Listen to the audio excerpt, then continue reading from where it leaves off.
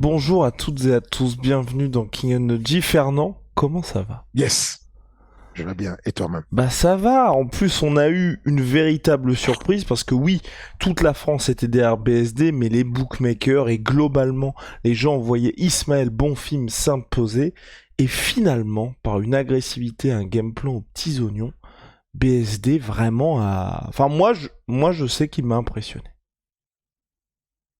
Il m'a tellement impressionné. Franchement, non, non, mais ouais, il m'a bluffé. Il m'a scotché. Euh, un game plan aux précisions. Le game plan était parfait. C'est vraiment le truc qu'il fallait faire. Agresser. C'était le truc de agresser, agresser, agresser. Sauf que il fallait savoir comment agresser. Si tu vas l'agresser en anglaise, un bon film, ça peut se compliquer. Si tu vas l'agresser en lutte tout de suite, ça peut se compliquer parce qu'il revient debout. Mais l'agresser en middle kick et continuer à taper là-dessus, c'est génial. C'était bien vu, c'est franchement chapeau. Chapeau à lui et puis à toute sa team, à la team Voirin. Ils ont fait un taf de ouf. Et puis, non, c'est bien. L'OMMA français se porte bien. Et pour lui, quel adversaire tu aimerais pour la suite? Déjà, selon toute vraisemblance, un UFC Paris, là, c'est logique. Après, c'est vrai que les gens, même en commentaire, les gens savent pas trop qui ils aimeraient avoir. Moi, j'ai dit Drew Dober, je trouve que c'est bien. Après, je sais pas si toi, t'avais un nom en tête. C'est bien, c'est une bonne marche, Ouais, Drew Dober. Je pense que les noms qui... Ouais, Drew Dober, c'est bien, c'est une bonne marche. ouais, voilà, c'est un bon truc Il alternatif, ouais. comment dire, les noms qu'il a demandé, il va les affronter. Mais pour le business, c'est bien de les avoir call out. Parce que qu'on lui donne ou qu'on ne lui donne pas, peu importe, il les a call out, ça donne les intentions au matchmaking. Voilà le genre de gars qu'il veut. Voilà le niveau où il veut se positionner. Il veut se positionner dans le top 10, il veut les top 10, donc il est là. Moi j'adore. C'est bien. C'est Bah, ce qu'il faut faire. C'est le call qu'il faut faire. Même si je souhaiterais qu'il qu'on on lui donne un peu avant ça hmm. pour qu'il verrouille complètement son assurance mentale et qu'ensuite, quand il va y arriver, qu'il leur fasse mal au top 10, tu vois. Voilà, c'est parfait. Et Fernand, avant de venir au gros sujet de la semaine, dans les actualités, il y a le retour d'Alexander Volkanovski, une UFC International Fight Week, je trouve assez calme, hein. Ouais, Enfin, ça ne ressemble pas aux autres. En gros, l'UFC, pour ceux qui ne savent pas, l'UFC Fight Week, en juillet, c'est la fête de l'UFC. C'est là où, d'ailleurs, de manière traditionnelle, l'UFC invitait tout son roster. Tous les combattants, tous les 700 combattants de l'UFC sont appelés au Performance Institute pour une grande fête. Et sur la Fight Week, en général, il y avait le championnat du monde amateur des MMA, il y avait deux ou trois événements qui se chevauchaient, donc ce qu'on appelle un week-end, un Fight Weekend Experience, avec oui, il y avait des des fois finales du tough et tout, ouais. voilà, finale de TUF, combat de Fight Night, et puis éventuellement, ou bien même combat numéroté, Fight Night, et puis championnat du monde amateur. Et là, c'est un peu calme. C'est un peu calme, je ne sais pas pourquoi, mais bon, la carte telle qu'elle est proposée, en général, quand Volkanovski combat, c'est pas n'importe quoi, en général. Tu penses qu'il va se passer quoi? Donc c'est Volkanovski, Yair Rodriguez. Yair Rodriguez qui est un peu un espoir depuis des années de la catégorie. Là, il est champion intérimaire depuis sa victoire sur Josh Emmett. Plus gros test et de loin en carrière face à Volkanovski. J'ai du mal à croire à l'upset, moi. Moi aussi. Je, Alors, et pourtant, c'est le champion et c'est même l'un des plus grands combattants sur la planète, Volkanovski. Mais j'ai un faible pour Yair Rodriguez. J'aime la personne, j'aime son style. On l'a reçu plusieurs fois sur Ares. Il est extrêmement cool comme mec. Et puis au-delà de ça, bah, il apporte un air nouveau, tu vois, une manière de combattre qui est mais ça va être difficile. Je ne sais pas comment il va faire pour passer. Ça va être difficile. Mais voilà, je partage ton avis en co-main event. Mais c'est peut-être pour ça, en fait, c'est ce que je me dis avec cette carte-là. Il n'y a pas vraiment de choc qui passionne les foules avec Pantoja contre Brandon Moreno, ton chouchou. Là aussi, j'ai l'impression que le champion va rester le champion, même si ils ont une vraie histoire, il y a une vraie rivalité entre les deux hommes. Pantoja, déjà, Attention, ça se ouais. rapproche. Mhm. Déjà, ça se rapproche. C'est beaucoup plus proche que Volkanovski, Yael. Tu vois, Pantoja, il n'est pas simple. Et pour peu que, et pour peu que Moreno arrive sur une forme moyenne, ça peut se compliquer. Ça peut se compliquer. On parlait de BSD. C'est un vrai upset, quoi. Quand tu pars de quoi 99, 90e place à un top 50 et que c'est un vrai upset, c'est un vrai coup de. C'est génial, tu vois. Et donc, c'est possible. Tout est possible. Tu sais jamais ce qui va se passer sur un combat en vrai. Je trouve que ce match-là se rapproche déjà, mais si on me demande d'être rationnel et de voter enfin de décider au peu de connaissances que j'ai aujourd'hui des deux et à l'état auquel on les a laissés, parce que l'état récent de Moreno, je ne sais pas. J'ai pas eu beaucoup de news dessus, ses entraînements, son camp d'entraînement, tout ça. Je sais pas grand-chose. Mais si on se réfère à ce qu'on a laissé il y a quelques mois en arrière, euh, je mettrais ma pièce sur Moreno. Ok, oui, moi aussi. Sur cette carte-là, le dernier combat qui est le plus en vue, c'est Dricus du Plessis contre Robert Whittaker. Robert Whittaker, stat assez folle. Qui n'a pas perdu contre quelqu'un qui ne s'appelle pas Adesanya depuis 2014, qu'il affronte Duplessis parce que Duplessis, évidemment, il y a une petite rivalité à distance avec Adesanya, l'UFC a envie de le pousser. Là aussi, tu vois, Ouais, ouais, il n'y trop aura pas la short. magie. Ouais. Bah Parce que, voilà. parce que comment on dit, Whittaker sait gagner. Il ne sait pas tout le reste, il sait gagner, il sait se débrouiller pour arriver à la victoire. Duplessis a beaucoup de tout encore dans sa manière de boxer. Son abordage, la manière dont il rentre dans le combat, il fait beaucoup d'erreurs. Whittaker fait très peu d'erreurs. On va toujours dire la même phrase, le MMA reste le MMA, tout est possible. Et c'est le rêve, en fait, c'est ça, le rêve, parce que si bat Whittaker, c'est une dinguerie.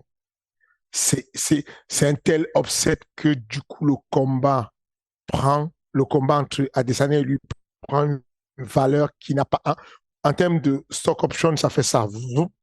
C'est, voilà quoi, ça monte très très haut. D'autant plus qu'il y a Adesanya qui promet de traîner le corps de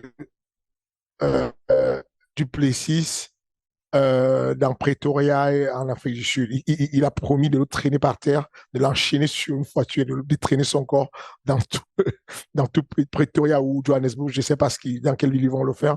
Mais en tout cas, difficilement ça va passer. Whittaker est scientifique. Le Whittaker qu'on a vu à Paris Mhm. était Ouais. trop scientifique, trop carré, trop. Il ne laisse pas de faille, il domine, il gagne, il sait gagner, il sait comment faire pour gagner. Et là, voilà, UFC comme ça pour les 30 ans de l'organisation, puisque elle existe depuis 1993. Pourquoi, alors que c'est censé être la célébration pour les fans, t'as une petite International Fight Week? Toi en tant que promoteur. Je pense que l'événementiel est un métier où tout est à l'impro souvent parce qu'il y a beaucoup, comment dire, il y a des surprises. Il y a souvent des choses qui viennent là, vous gêner la fête, gâcher la fête parce que il y a tel qui n'est pas disponible, parce qu'il y a tel combattant qui est blessé, parce qu'il y a tel partenaire qui devait jouer le jeu et organiser telle chose qui peut pas être là, parce qu'il y a les championnats du monde amateur qui ne sont pas calés au même moment, parce qu'il y a le TUF, la finale qui n'est pas calée au même moment.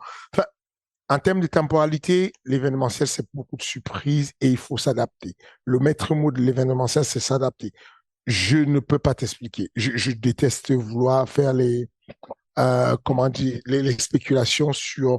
Je ne veux pas spéculer sur ce que je ne sais pas. Je ne sais complètement pas ce qui fait que cette fin de nuit cet été n'est pas terrible. Je ne sais pas. Et dernière chose, Fernand, par rapport à tout ça, je sais pas si t'as la réponse, j'étais très surpris aussi par les résultats d'annonce des audiences du TUF Conor McGregor contre Michael Chandler. En gros, tout était mis en place, et même moi le premier, hein, je m'attendais à ce que ce soit la folie parce que le trailer était chaud, le retour de McGregor contre Chandler, ça allait être électrique.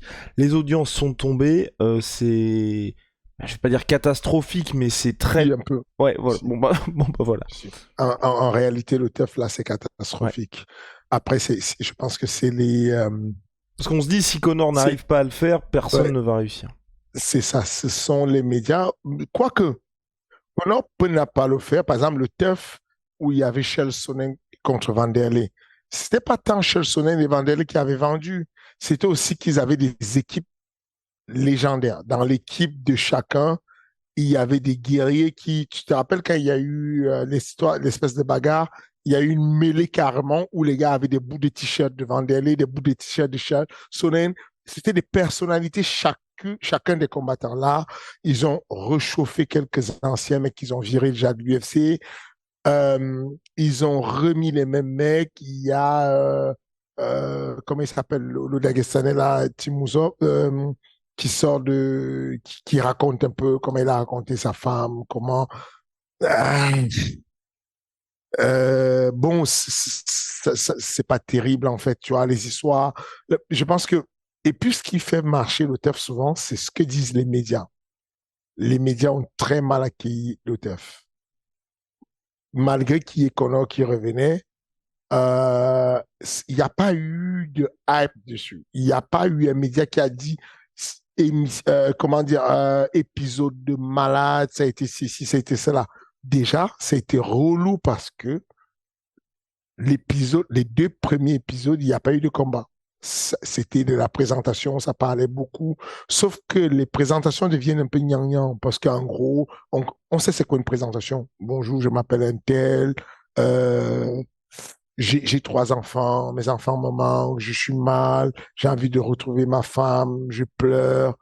Ah, ça commence à gaver. Donc, les gens veulent maintenant que euh, si tu travailles sur un programme de télé-réalité, on veut que ça démarre tout de suite. Dès l'épisode 1, on veut qu'il y ait un gros truc, tu vois, un peu. Tu as vu le 100% physique sur Netflix? Ça démarre.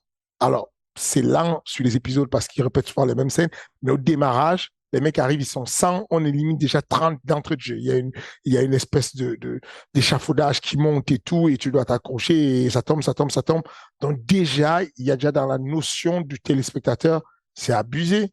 Je me suis inscrit pour gagner le truc et on dégage 30 personnes sans pitié. Le teuf, c'est lent à démarrer. C'est relou. Ça présente le chien. Et donc, on montre le chien d'un mec et on montre comment le chien, il a trois pattes. Et donc, c'est une histoire. On est censé toucher les gens. Mais Tu penses que le TUF a aussi un peu perdu parce qu'il y a le Dana White Contender Series et que donc du coup qui se dit bah les prospects on se les garde pour le contender. Bah, ils sont partagés parce qu'ils doivent avoir les prospects partout. Moi, j'avais jamais vu autant de recherches. Je reçois par semaine une ou deux demandes de l'UFC qui disent l'UFC ne faisait pas ça. Nous, on courait derrière l'UFC pour leur donner des athlètes. Et on disait, oui, voilà ma liste pour le contender série. Maintenant, je suis débordé. C'est que je suis contacté par l'UFC. On a besoin d'un 93. Est-ce qu'il n'y a pas un poids lourd? Est-ce que tu n'as pas une fille? Ils ont besoin de monde. Et donc, du coup, tu sens qu'ils galèrent un peu parce qu'ils ont pris un peu, qu'ils ont mis sur le turf. Et puis, il y a ceux qui nourrissent tout de suite pour qu'ils soient vendeurs tout de suite, qui sont sur le contender série. Ça, du coup, c'est léger. C'est léger en termes de. Il y a pas une grosse puissance. Et puis, bon, Chandler, c'est bien qu'il gagne, mais malheureusement, le sort est contre l'UFC. Parce que le gars qui a une grande bouche et qui peut beaucoup parler si jamais et qui peut mettre le feu s'il est bien, il ne peut pas trop parler là. Parce qu'il a 5-0, il s'est fait dérouiller, sa team perd tous les combats. Bon, c'est dur, tu vois. Les gens n'adhèrent pas beaucoup, tu vois. C'est que parce que, tu sais, quand tu es en costard, tu arrives en costard et que tu gagnes les combats, ça marche bien. Moi, quand j'arrive souvent en costard, je gagne les combats, ça marche bien. Là, je suis arrivé en costard. John Jones a dit, bah, tu vois, le coach, il est arrivé, il avait le costard pour faire l'interview. bah, ça te casse, tu vois. C'est toujours le principe de la, comment dire, la performance valide la méthode. Si Connor arrive 5 combats, il est en coaching en mode. Et pourtant, c'est stylé ce qu'il fait. Parce que il y a qu'au basket qu'on voyait ça, les coachs qui arrivent coacher, qui sont en costard. Tu vois. Et lui, il arrive comme un coach de basket, il est en costard, c'est stylé. Malheureusement, la performance ne vient pas valider sa méthode parce que du coup, on se dit, on fait des liens de, comment on appelle ça? Cause à Des, des, effet. non, Non. des liens d'idées, en fait. Mhm. Enfin, on se dit, bon, le gars, probablement, il perd parce qu'il a un constat, ce qui est très stupide. Enfin, on est d'accord que c'est très stupide. D'accord, on s'en fout de la tenue que tu as. Si tu es coach, tu coaches, tu vois. Mais c'est que comme tu as perdu, bon, on s'est dit, peut-être qu'il avait un short, son gars aurait gagné, tu vois. Peut-être avec le short, il aurait mieux coaché, un truc comme ça. Ah, du coup, il y a tout qui tombe. Et l'UFC n'a vraiment pas de chance avec cette œuvre. Parce que ben, s'il avait au moins 2 victoires, le mec, il y a 5 combats, 5 défaites. Et il est censé être le plus fort, le beau gosse, le leader, qui a ramené des bons coachs, mais ça ne marche pas. Et il a allé prendre Thompson, Thompson arrive pour l'aider, mais ça ne marche pas. Ça ne prend pas, la mayonnaise ne prend pas.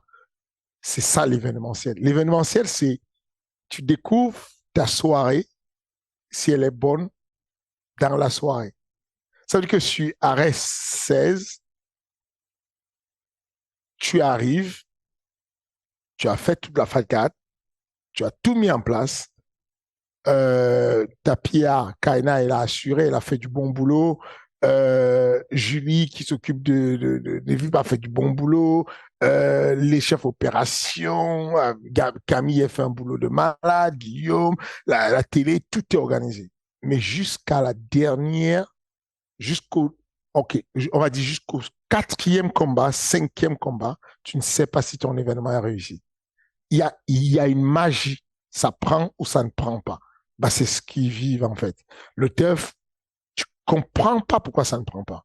Et pourtant, c'est le truc qui a toujours pris, c'est le truc qui a fait que ces mecs puissent signer le plus gros contrat de leur vie avec Spike TV, qui les a amenés à remonter la pente quand ils étaient sur un déficit de 41 millions. Va savoir. Aïe, aïe, aïe, aïe, aïe, aïe, aïe. Bien, sans transition. Enfin, peut-être quoi que non. Petit point, quand même, qui m'a intéressé ce week-end, on en a beaucoup moins parlé parce que forcément BSD a tout écrasé. C'est vrai que Strickland a assumé son statut face à Magomedov. Et là, il y a plusieurs combats de ce type. Il y a aussi Costa qui doit affronter un jeune là dans pas longtemps. Tu penses quoi, toi, de ces oppositions? Parce que c'est vrai que c'est tellement brutal. Parce que soit le gars arrive à passer l'étape et on dit ouah, c'est le futur, ou soit t'es quand même brutalement remis sur terre comme Magomedov ce week-end. Euh, le véritable problème, c'est qu'il faut avoir deux lectures de jeu. Mhm.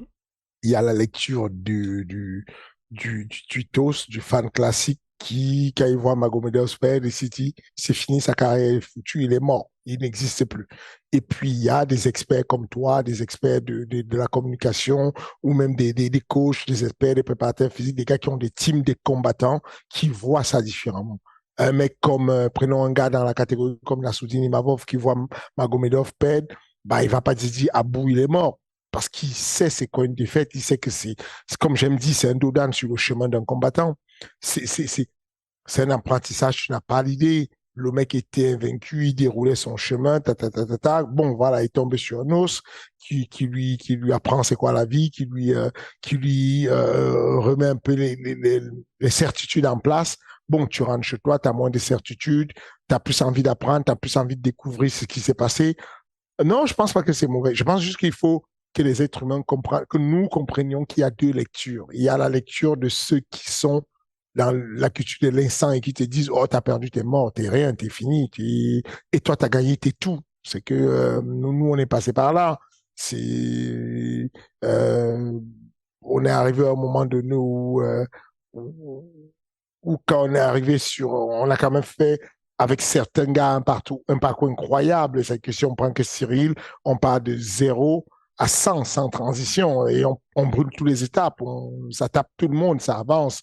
Et puis de manière très brillante et tout, on arrive à Houston où on prend la ceinture intérimaire. On a beau dire ce qu'on veut, c'est la ceinture intérimaire, frérot. Il y a des pays, ici en France, on s'en fout de la ceinture intérimaire parce qu'on a cette culture là où on ne respecte pas les bails, mais ceinture intérimaire, tu as vu Covington et tout, ceinture intérimaire, il est devenu une personnalité publique, il parle avec le président de la République aux États-Unis, tu vois ce que je veux dire? C'est pas ceinture intérimaire au Cameroun, je pense qu'on fait jour férié 7 jours, tu vois, on se calme et puis on est archi patriote, quoi. On sort les drapeaux vert, rouge, jaune et puis on est content de la ceinture. Donc, ce que je veux dire, c'est que malgré ça, tu te dis tout est là. Et puis, bim, il y a une défaite. Et puis, les gens disent, oh, mais non, mais vous étiez fou. Comment vous avez pu rêver de ça? Donc c'est ça, c'est tout le meilleur tout ce que je souhaite à BSD, c'est qu'il n'ait pas de soucis sur ton parcours et qu'il aille tout droit et qu'il aille prendre cette ceinture. Ça fera du bien d'avoir plusieurs ceintures. Peut-être Manon qui prend une ceinture chez les filles, c'est une bonne chose. BSD, s'il la prend en 70 kilos, c'est une bonne chose. Bah voilà, c'est la France qui gagne, c'est bien. Maintenant, c'est juste un truc de culture. Les gens sont là sur la culture du moment et qui disent Abou, il a perdu, on l'enterre. Comme Charles Oliveira, on l'a enterré il y a quelques années. Comme Moreno, mais René, on l'a enterré, il est sorti de l'UFC. Ensuite, il est revenu, il a tout gagné, il a tout déchiré. Charles Oliveira, il a été enterré, mort, il est revenu, il est ressuscité des morts et il est devenu champion. Euh, non, Abou, je n'ai pas d'inquiétude pour lui. Je n'ai pas en termes de matchmaking, je n'ai pas de regret qu'on ait mis Abou contre le numéro 7 mondial. Je suis vraiment à ce qu'on teste les mecs et qu'on aille donner la chance aux gens. Parce que la performance sportive ne s'arrête pas juste aux compétences physiques, aux compétences mentales, aux compétences. Il y a ce qu'on appelle la casualité, la chance, la fortune, le moment donné où tu es bien et où tout s'aligne et le moment donné où l'autre est mal et ça ne s'aligne pas. Tu peux faire ce que tu veux, ça ne s'aligne pas ce jour-là. Tu peux dire ce que tu veux, ça ne s'aligne pas.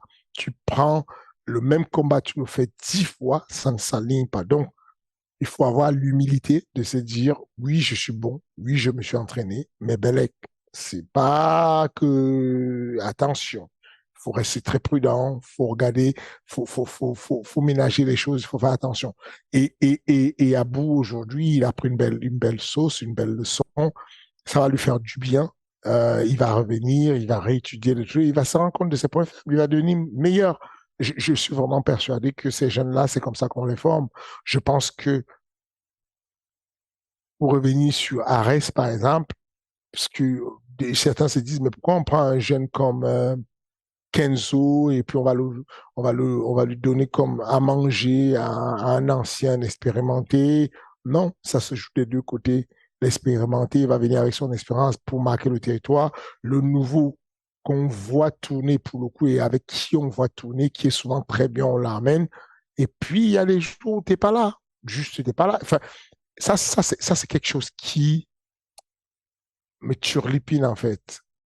Comment on fait pour que on vulgarise la lecture de jeux de la compétition?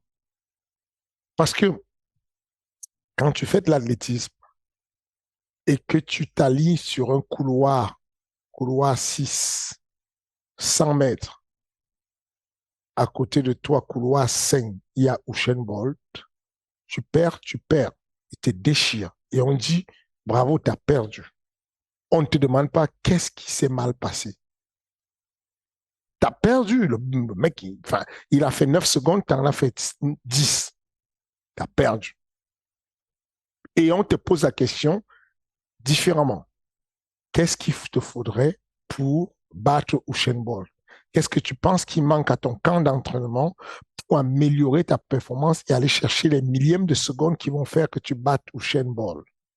Cette formule-là, cette manière de poser les questions, j'aimerais que les médias capte un peu ça et aide le public à comprendre que certes, c'est du combat, mais ça reste aussi un sport. Et dans le sport, on est censé avoir plus fort et moins fort, quelles que soient les disciplines. Boxe, pied-point, lutte. Tu arrives aux Jeux olympiques en lutte, bah, il y a un moment donné, il y a eu médaille d'argent, médaille d'or, médaille de bronze. bah, il faut bien qu'il y ait quelqu'un qui soit meilleur des autres, qui prenne l'or. Il faut qu'il y ait un deuxième qui prenne l'argent. Le gars qui a l'argent, on ne peut pas systématiquement lui dire qu'est-ce qui a foiré. Tu aurais pu, machin, tu vois. Je ne pense pas qu'un gars comme Abou, quelque chose a forcément foiré. Je pense qu'il y avait une marche qui était un peu au-dessus de lui. Et cette marche-là, elle a échoué. Je pense qu'un gars, un jeune comme Kenzo, il y a eu quelque chose, une marche peut-être au-dessus, qui n'est pas au-dessus parce que techniquement, il était mauvais, qui est au-dessus parce que stratégiquement, dans la concentration, l'ancien s'est dit, je vais lui rentrer dedans quand il est encore froid, je vais le cueillir. C'est ça le métier aussi. Et tous ces éléments-là viennent compter. Donc, moi, je ne m'inquiète pas en tout cas pour ces jeunes-là qui arrivent et se brûlent les ailes rapidement et doivent reconstruire leur carrière. Ok. Place maintenant au gros sujet, Fernand. D'habitude, on parle de tes superstars, en tout cas de tes top athlètes. Là, on va aller de l'autre côté. Comment tu fais à la base pour faire le tri? Comment, et même au-delà de faire le tri, comment tu fais pour orienter tes gars, pour leur dire, bah, peut-être que toi, je te vois forcément futur champion, peut-être que toi, tu serais bien dans telle ou telle, on va dire, branche, organisation, ou même tout simplement tempérer des ambitions qui seraient pas en adéquation avec ce que toi, tu vois sur le terrain. Et comment tu fais pour gérer ça alors que, je tiens à le rappeler, t'es quelqu'un de très pris, pour te dire, bon, faut pas non plus que je vexe le gars et que, bah, tu vois, prendre des pincettes pour parfois dire des choses qui peuvent être assez brutales. Il faut le voir comme un métier sensible, comme un médecin qui doit apporter des mauvaises nouvelles. Quand je suis un sportif à l'époque, quand je joue au rugby et que je me fais mal au cervical et que j'ai une hernie, la rhumatologue qui me l'annonce euh, merci Madame Antissé, c'était la docteur Antissé à l'INSEP, elle me dit assieds-toi. Et puis elle me dit je vais pas passer par quatre chemins, les nouvelles sont mauvaises. Je viens de checker tes IRM, tu as un disque qui est en train de sectionner ta moelle épinière. C'est pour ça que tu as une déficience de force sur le bras gauche et ensuite qui bascule sur le bras droit aussi. Et donc, je t'annonce une mauvaise nouvelle, tu ne pourras plus lutter, tu ne pourras plus faire du rugby, il va falloir que tu arrêtes tout. Bon, c'est, tu peux la juger en disant, bon, c'est froid, c'est rapide, c'est brutal, mais c'est son métier. C'est comme ça qu'il faut voir les choses. Il faut voir les choses quand tu as des gens qui viennent vers toi, qui viennent à ta salle de sport et tu es un coach de MMA. Et tu as ces jeunes personnes, ou même des fois des parents qui accompagnent, parce qu'aujourd'hui, les parents n'accompagnent pas que les gosses. La famille entière accompagne l'adulte. La famille entière à Baïsanko, Baki, c'est une colonie. C'est que tu as toute la famille Chamzoudinov. Ça ne rigole. C'est que le père de Baki, je pense que le père de Baki a manqué 200 d'entraînement de toute l'histoire de Baki au MMA Factory. Et c'est des séances d'entraînement qu'il a manqué parce que je lui ai demandé de ne pas venir parce que je voulais tester quelque chose. Je voulais tester le comportement de Baki quand son daron n'est pas là. Et je voulais aussi désinhiber son partenaire qui culturellement ne se voit pas aller fort sur Baki quand il y a le daron. Donc, donc du coup, si tu veux, euh, il y a des personnes comme ça très investies. Alors, c'est Ruslan, euh, tous ses frères sont là, constants, au taquet. Je suis tous les jours avec eux au téléphone, c'est la famille entière qui est là. Et donc, si Baki avait été un athlète qui n'est pas bon et qui n'a aucune chance de pouvoir euh, aller au haut niveau en MMA, j'aurais le devoir de dire de manière très froide à Monsieur Shamsudinov, je suis désolé, trouvez un plan B, faites-lui ce qu'on appelle un double projet. Même quand on a des certitudes, le mot double projet, je le prends de l'INSEP. même quand on a des certitudes, comme à l'INSEP, où il y a des regroupements de sportifs de haut niveau, il y a ce qu'on appelle un double projet. On forme des jeunes, on leur apprend des métiers. Ils ont à côté l'école et les études. Au cas où ça échoue, ils ont un autre projet. Dans le cadre du MMA Factory, on fait la même chose. On propose aux jeunes un double projet, on leur propose des choses en fonction de en fonction de leur chance de devenir un champion. Et quand ils sont du cycle de Baki, pour revenir sur son exemple, ben on les laisse plein pot sur le MMA, 100% sur le MMA, parce que il y a de fortes possibilités qu'ils réussissent. Et puis, il y a d'autres familles que je reçois où je fonds en larmes. Il m'est arrivé de fondre en larmes en annonçant une nouvelle à quelqu'un. De lui dire, je ne peux pas te laisser continuer à venir. Parce que la personne, elle remarque que je ne, je ne, je ne convoque pas son enfant sur certains regroupements, que j'évite de lui prendre du temps, que j'évite de trop l'engager. Et donc, à la fin du coup, il me chope, il est avec son enfant. Je vais même être prudent pour ne même pas dire le sexe de la personne parce que ça peut être gênant. Et puis, je dis simplement, je ne suis pas convaincu que l'énergie que vous mettez, le temps, l'argent, le déplacement, puisque vous n'êtes pas d'ici, plus matcher avec les résultats qu'il y aura. C'est très dur pour moi ce que je vais vous raconter, mais je vous en prie, il est important que vous compreniez. Mon rôle, c'est un orientation. Je fais de l'orientation scolaire. Je ne dis pas que ce que je dis est vrai tout le temps. Je peux me tromper. Mais je préfère me tromper que de vous tromper. Ce que j'essaie de vous dire, c'est que votre enfant est dans une catégorie déjà traître, où c'est très compliqué. Dans cette catégorie-là, j'ai déjà eu des pleurs, de la douleur, de la vraie douleur. J'ai été raconter une histoire, je ne sais pas si je l'ai déjà racontée.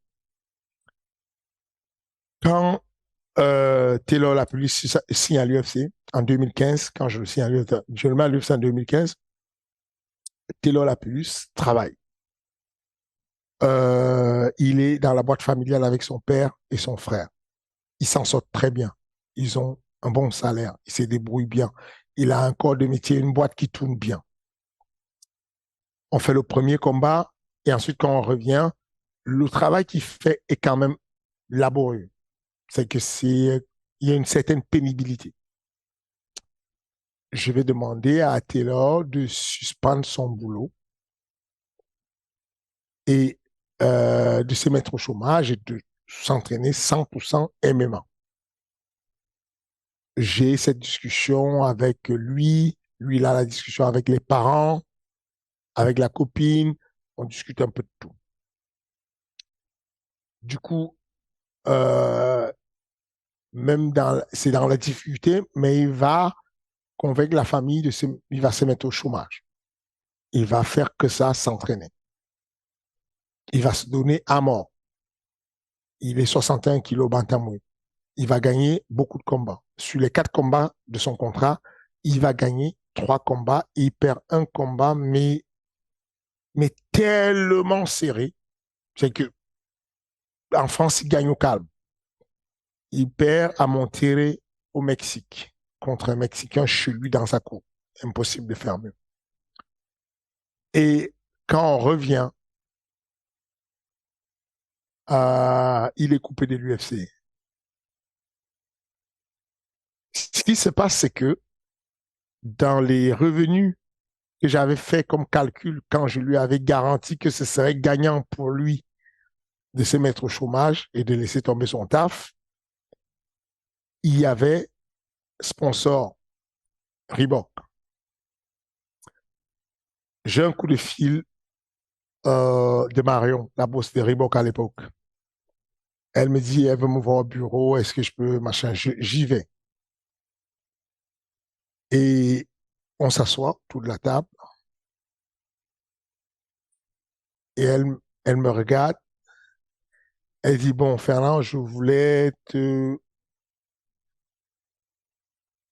Et elle sent que c'est chaud. Elle sent que mes yeux sont pleins, que ça commence à perler tout seul. Je ne sais pas ce qui m'est arrivé. C'est ridicule ce que je n'arrive pas à me retenir, tu vois. J'ai des larmes qui coulent. Et Marion s'élève et dit, bon, je ne peux pas. Je ne peux pas. Elle appelle son collègue, j'oublie le blase de son collègue. Elle dit, vas-y, parle-leur. Explique-lui, je ne peux pas. Je suis désolé, je ne peux pas. Elle s'élève, elle s'en va. Et son collègue me dit, on va arrêter le sponsoring. On ne peut pas suivre Taylor. Il est coupé de l'UFC. Nous aussi, on coupe son truc. Et donc, ça s'arrête. Et en gros, j'ai été inconsolable, pas parce qu'il nous coupait, en fait, le salaire, mais parce que le principe, en fait, du sponsoring, il joue à deux faces. C'est que tu es censé avoir un sponsor parce qu'il te soutienne quand tu es dans la difficulté pour te ramener vers le haut. Mais là, quand on est au plus bas, qu'on a la mauvaise nouvelle de l'UFC qui tombe, qu'on a la mauvaise nouvelle que bah, il n'y a plus d'argent, il n'y a pas de revenus, on a encore la mauvaise nouvelle que les sponsors qu'on a qui pourraient nous aider à aller recombattre à l'extérieur pour remonter la pente nous lâchent. Et c'était pénible parce qu'on avait une très bonne relation avec Reebok. Et même la directive de Reebok se sentait peinée d'annoncer ça. Et puis finalement, c'est comme ça, c'est irrévocable. Et ce truc-là te donne la responsabilité en tant que coach et manager d'annoncer que ce qui est possible et ce qui est vrai, ce qui est sûr, ce qui est garanti.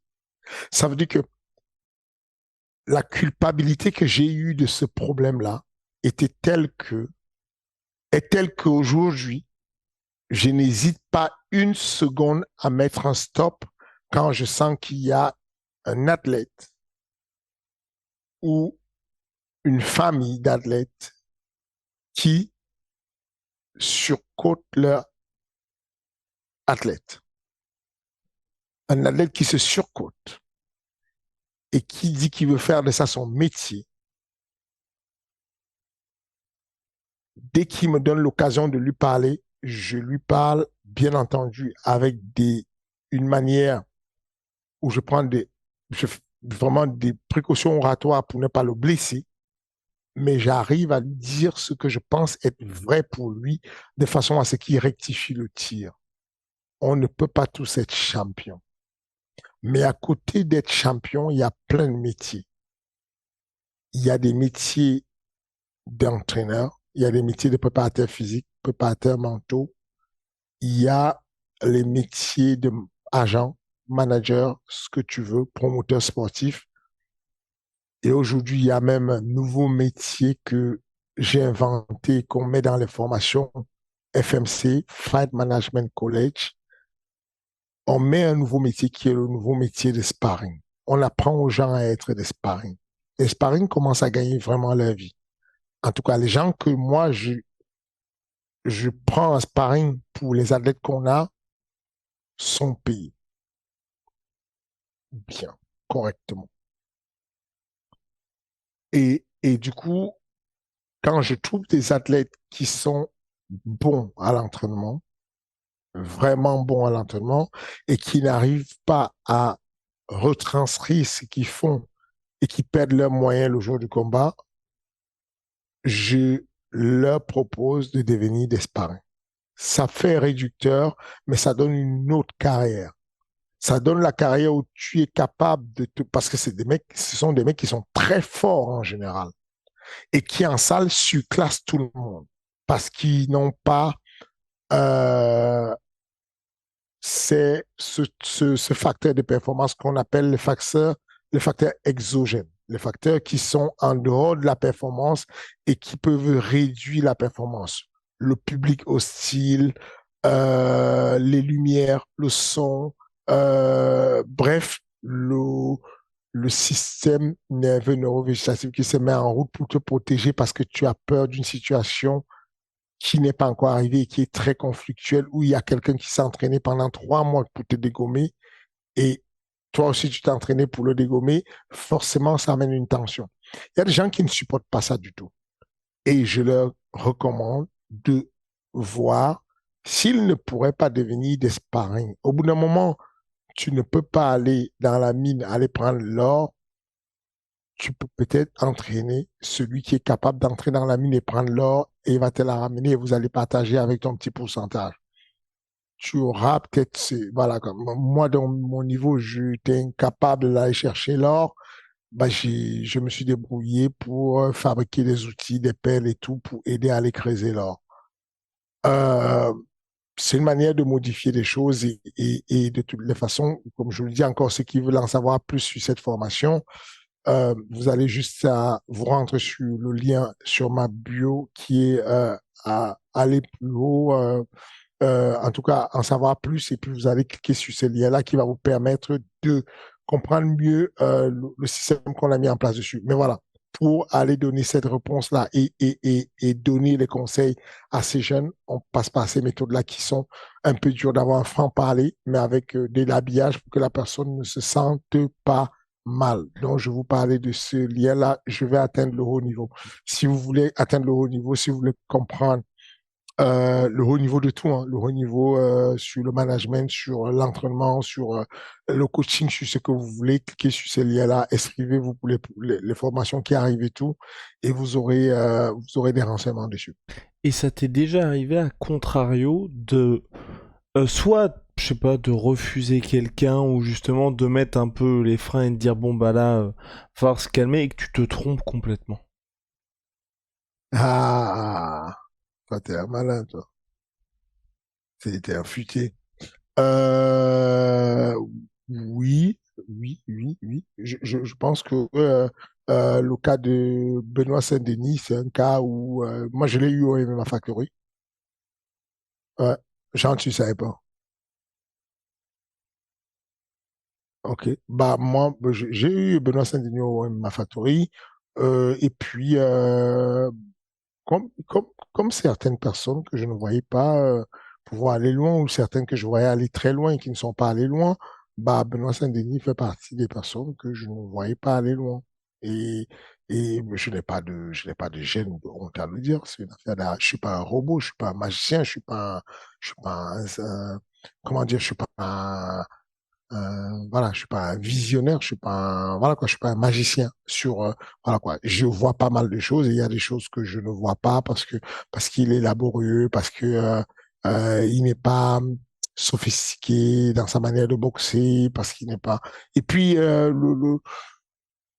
il y avait pas d'expression, il y avait pas de voilà quoi. Vraiment, c'est une belle surprise. C'est quelque chose de bien d'avoir persisté, d'avoir fait son chemin. Je suis vraiment impressionné par lui. Je suis choqué. Je suis impressionné par ce qu'il est capable de rendre. Et je te dis encore, il y a beaucoup d'histoires comme ça, des gens qui n'avaient pas, qui avaient été recalés à des trucs de musique et qui sont devenus des musiques, des rois de la pop star et tout. Il y a des histoires comme ça. Dans le cas de Benoît, non, je ne voyais pas. À quel Ouais. moment tu te dis, et à quel moment, par exemple pour Benoît ou pour un autre athlète, tu fais oh, ça je ne l'avais pas vu. Est-ce que c'est une performance en particulier? Quels sont, tu vois, les éléments où tu vas te dire, parce que quand on regarde aujourd'hui les athlètes que tu as qui sont considérés comme top athlètes, on va avoir Cyril, on va avoir Nassourdine, on va avoir Abdouragimov, il y a Baki qui commence à pointer le bout de son nez. Donc c'est des gars qui ont des spécificités différentes, des spécialités différentes, des tempéraments différents, et aussi des parcours, à part Cyril, où lui, enfin, je veux dire, il a roulé sur tout le monde jusqu'à ce qu'il ait les plus hautes échéances, où tu les as connus aussi dans des périodes un petit peu de doute, où par exemple Abdoul, t'as vraiment été un vrai accélérateur pour lui avec Ares. À quel moment est-ce que tu décèles tu vois, la petite étincelle, ou en tout cas le truc où tu dis, Bah, là, je vais mettre du temps? c'est chacun son truc.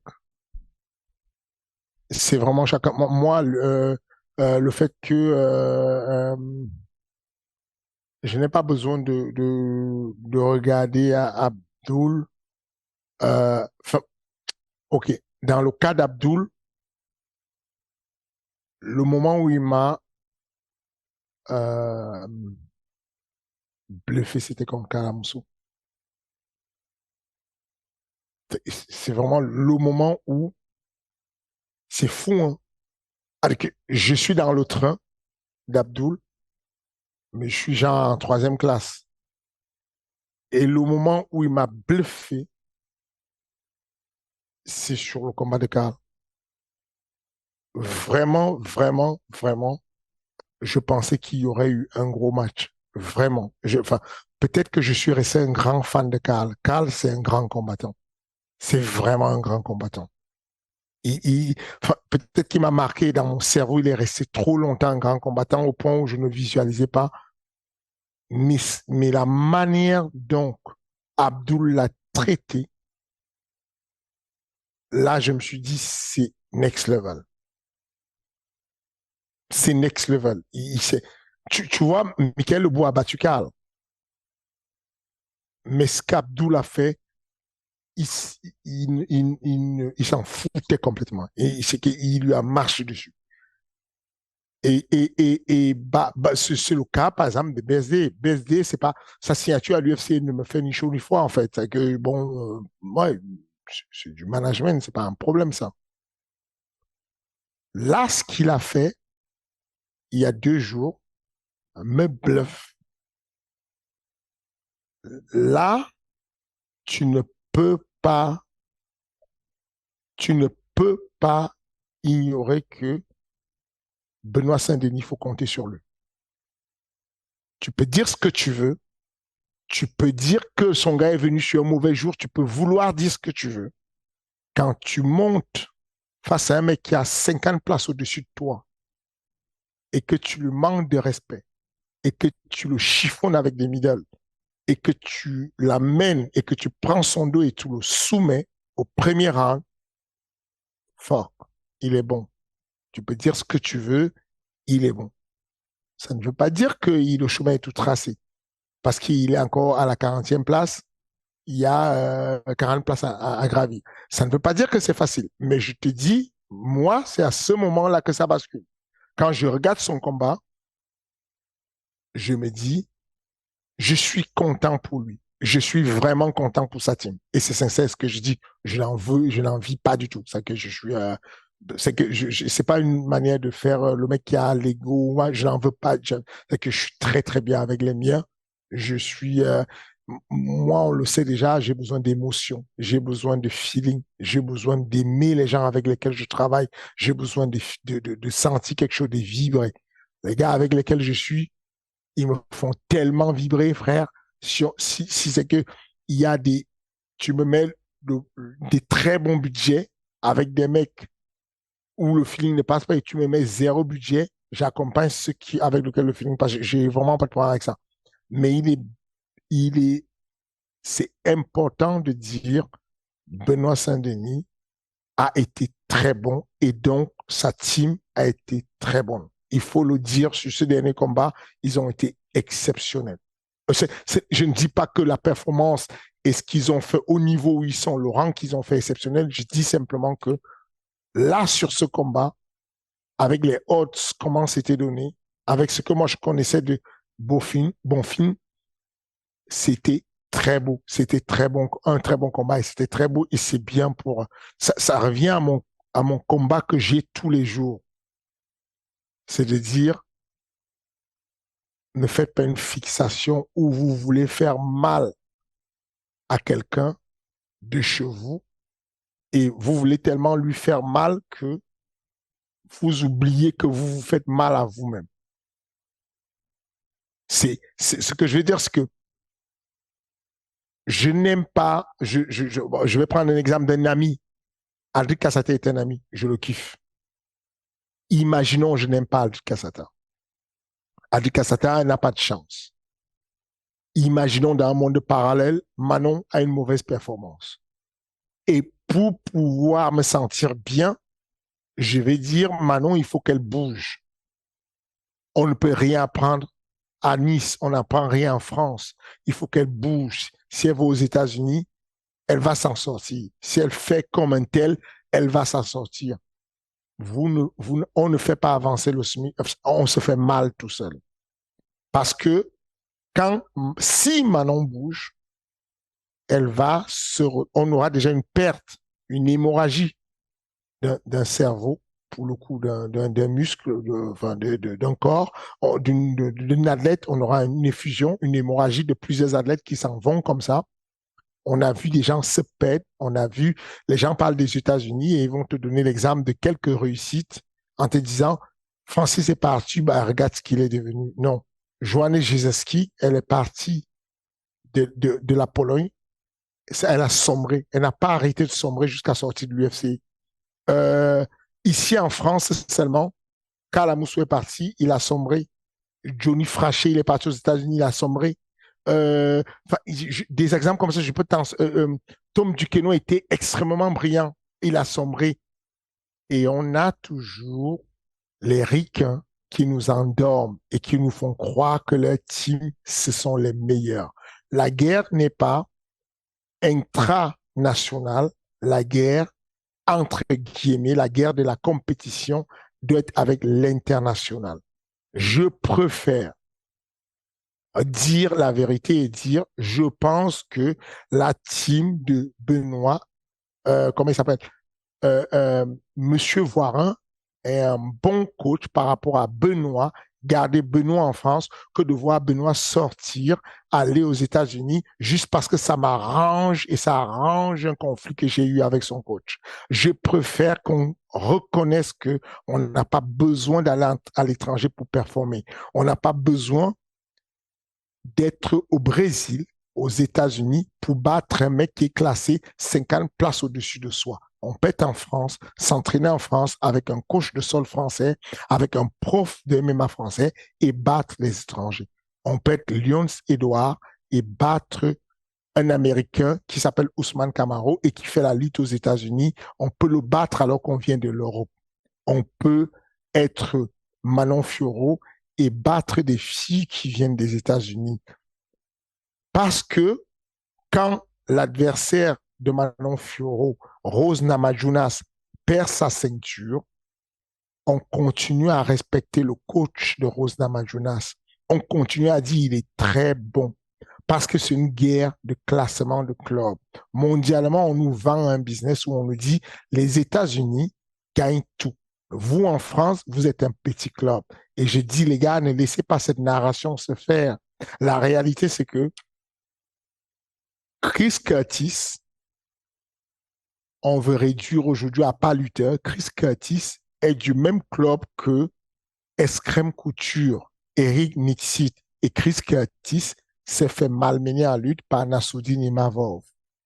La réalité, c'est que quand Francis était encore ici, il a battu Anthony Hamilton par Kimura, alors que Anthony Hamilton était un Américain qui s'entraînait aux États-Unis. La réalité, c'est que il y a beaucoup de Français comme William Gomis qui a battu Francis, comment il s'appelle? Marshall. Marshall en MMA aux États-Unis, à Las Vegas chez lui, alors qu'il venait d'ici. Il faut qu'on commence à exporter notre MMA. Il faut que dorénavant, quand il y a quand on a un combat à préparer, qu'on soit capable de faire venir des gens de l'étranger pour nous aider au lieu qu'on bouge tout le temps. C'est à ça qu'on joue. J'adore l'invitation de Habib. Viens au Daghestan.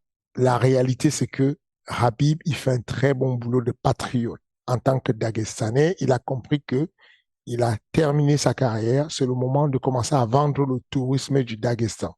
La réalité, c'est qu'il n'y a pas un combattant mondial connu qui soit allé s'entraîner au Daghestan. Même Habib lui-même s'entraîne du côté des États-Unis pour préparer ses combats.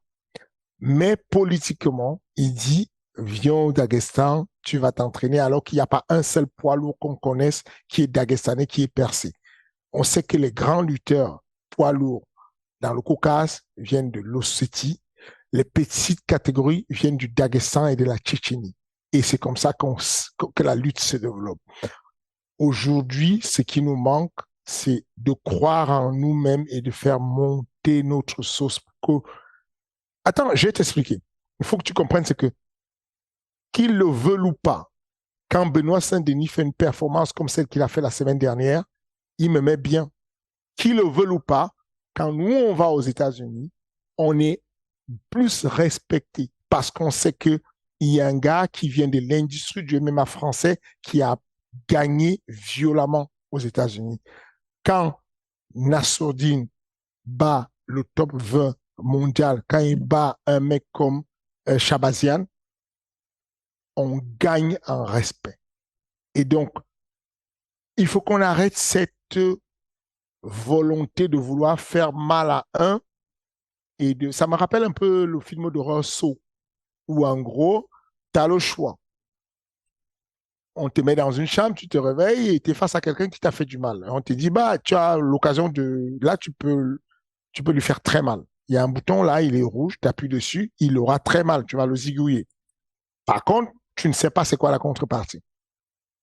Et bah, tu appuies sur le bouton et il y a une conséquence, c'est qu'il y a ton enfant qui a mal de l'autre côté. Et tu dis, oh, bah, faut pas juste vouloir faire mal au point de se faire mal à nous-mêmes. On a un tissu qui est l'industrie du MMA français.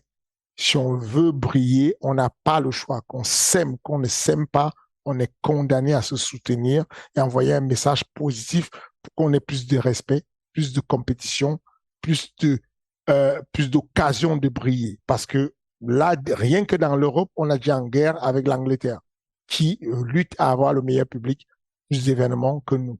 Nous, on a l'occasion de le faire, faut pas lâcher. Et puis réponse le 2 septembre prochain pour voir qui est le meilleur public européen avec l'UFC Paris-Fernand. D'ici là, je pense qu'on a répondu à la question sur comment ça se passe toi avec les petites pépites et quand tu gères tout ça. Les gens ont bien vu et c'est vrai, je pense à mon avis. De toute façon, je suis d'accord avec toi, je pense que le fait aussi qu'il y ait plus de Français qui viennent un peu de partout, les gens aussi vont... Voilà, pardon, je voulais ajouter, je pense que ce qui va faire du bien aussi au MMA français, c'est que ça sorte de Paris aussi. Parce que comme tout, à partir du moment où il y a d'autres villes que Paris, ça fait aussi du bien de se dire, comme t'as dit avec Aldric Cassata, Nice, tu peux aussi réussir à Nice, tu peux réussir aussi dans d'autres contrées quand tu auras d'autres athlètes. L'honneur, Roubaix. Ouais. Est-ce que tu t'imagines que dans le staff de Chimaev, il y a un petit qui vient du nord de la France, qui est entraîné par Walid, et qui va chez Chimaev et qui va l'aider. Enfin, tu vois, on exporte le MMA français. Et il faut arrêter de le réduire. Quand on dit à nous-mêmes, à nos athlètes, à nous-mêmes, non, tu ne seras jamais champion. Mais non, tu es une grosse merde, tu ne seras jamais champion. Mais non, tu seras... C'est dommage. Parce qu'on renforce des idées, on laisse le terrain aux étrangers qui se positionnent comme étant les légitimes champions. Il y a encore quelques années, on n'avait même pas l'occasion de rêver d'avoir quelqu'un qui puisse s'approcher du titre. Aujourd'hui, on a des gens qui s'approchent violemment du titre, qui combattent pour le titre, qui chopent même le titre intérimaire. Ah, c'est bien. C'est pas tout, mais c'est bien. C'est bien pour tout le monde. Aïe aïe aïe. Oui, mais de toute façon, je pense que tout le monde est d'accord. Fernand, on se retrouve la semaine prochaine pour de nouvelles aventures. On parlera encore de gros sujets de fond intemporels, en plus des petites actualités du moment, parce qu'il se passe toujours des choses dans le MMA. Il y aura les résultats de l'UFC 290 et bien plus encore. Merci beaucoup.